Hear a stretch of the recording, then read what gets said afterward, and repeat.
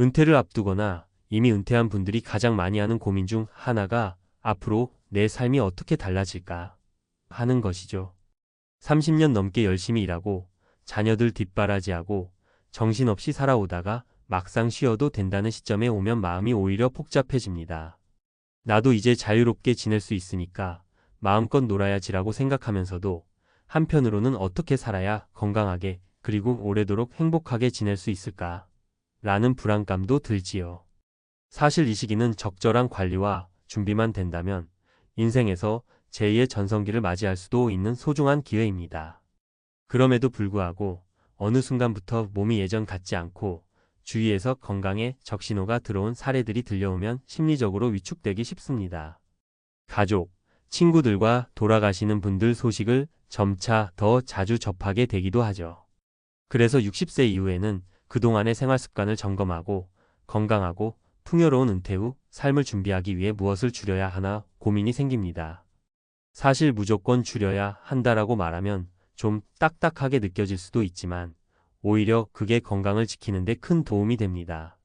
이미 몸과 마음이 예전만 못하다고 느낀다면 더 늦기 전에 습관을 점검하고 조절하는 것이 필요하니까요.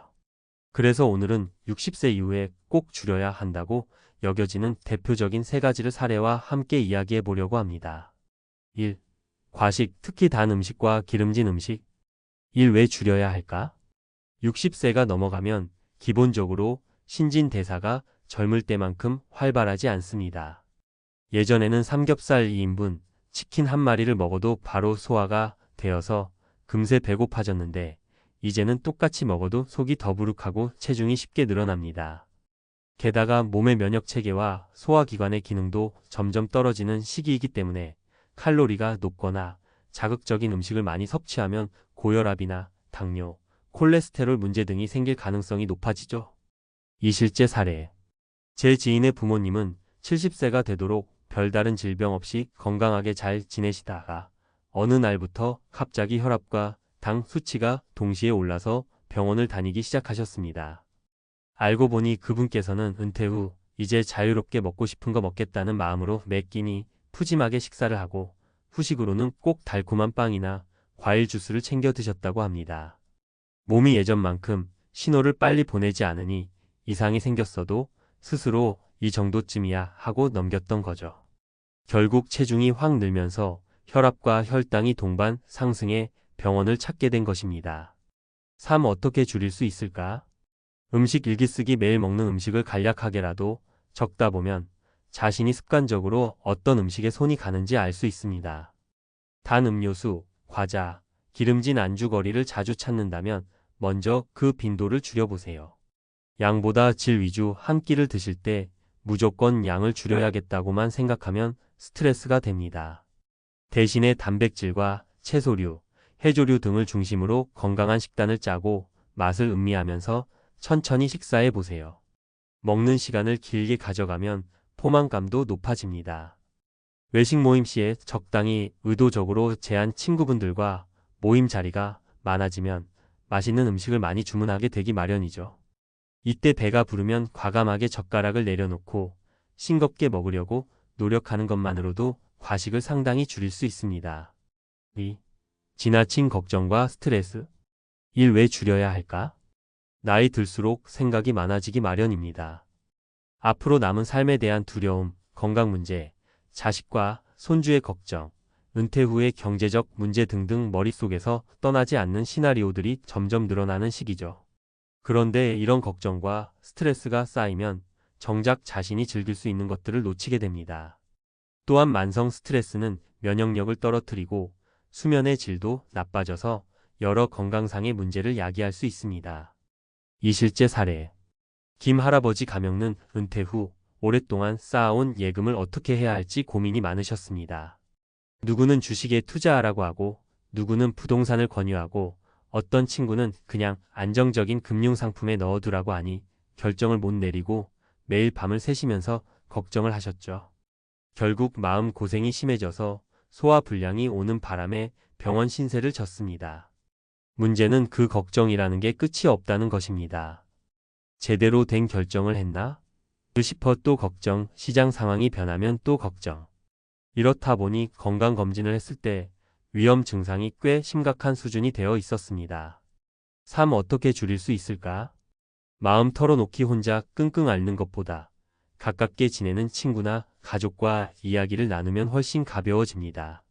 괜히 민폐일까봐 걱정하게 만들까 바라는 마음을 접어두시고 때론 솔직하게 털어놓는 것이 건강에 좋습니다.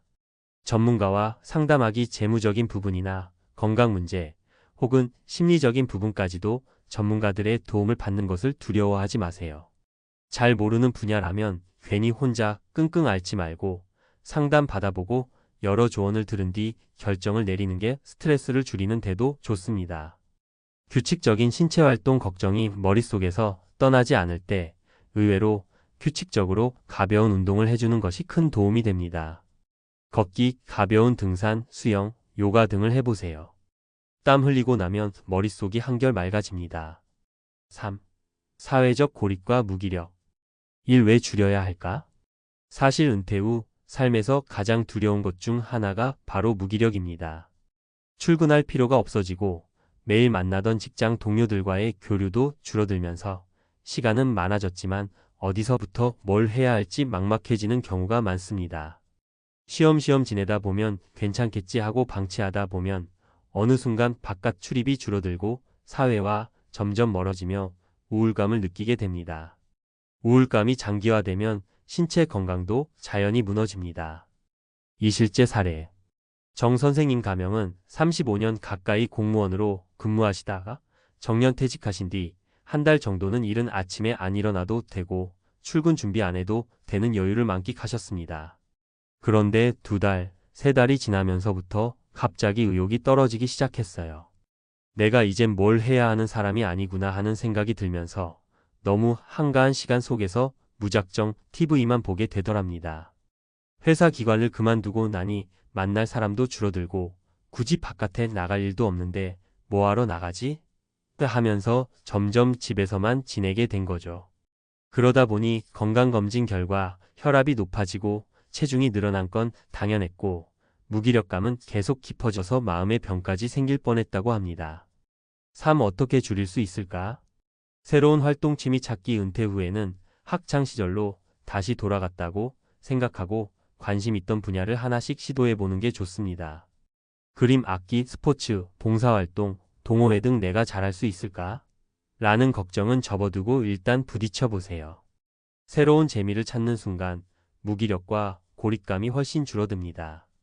주변 모임 꾸준히 참석. 지역사회나 교회, 절, 노인복지관 등 다양한 곳에서 진행하는 프로그램에 적극적으로 참여해보세요.